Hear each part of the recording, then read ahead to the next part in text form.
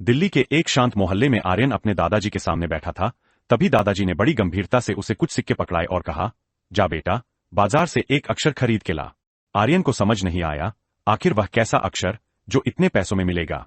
वह बाजार की तरफ निकल गया, जेब में खनकती सिक्कों की आवाज के साथ। दुकानदारों ने उसे टोका, अरे भाई, समोसा, जलेबी या छोले कुलचे ले लो, जो मन करे वही बोल। पर उसे दादाजी की बात याद थी, आज तो अक्षर ही लाना है। काफी घूमने के बाद जब थकावट और भूख दोनों लगाई, उसने मजबूरी में एक खस्ता कचौरी खरीदी ही थी कि तभी उसकी नजर फुटपाथ पर बैठे कुछ गरीब बच्चों पर पड़ी। वे सब बेहद भूखे लग रहे थे। आर्यन ने अपने सारे सिक्के जमीन पर फेंक दिए ताकि हर कोई कुछ खा सके। उसका ये काम एक घर के नौकर ने देख लिया और सीधा उसे घर ले गया। घर पहुंचते ही मां गुस्से से तमतमा गई और डांटने लगी, इतने पैसे फेंक दिए, कुछ समझ भी है।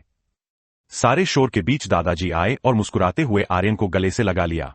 उन्होंने कहा, बेटा, तूने असली अक्षर को पहचान लिया, करुणा, यही सबसे बड़ा सबक है।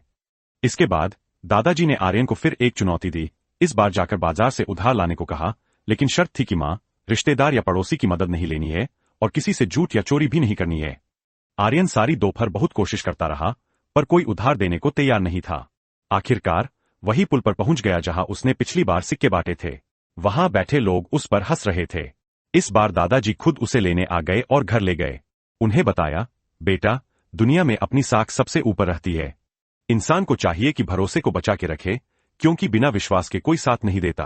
फिर दादाजी ने एक कागज पर कुछ लिखा और कहा, इसे दिखाकर फिर कोशिश कर। इस बार आर्यन दुकानदार के पास पहुंचा और दुकानदार ने कागज देखते ही फौरन पैसे दे दिए।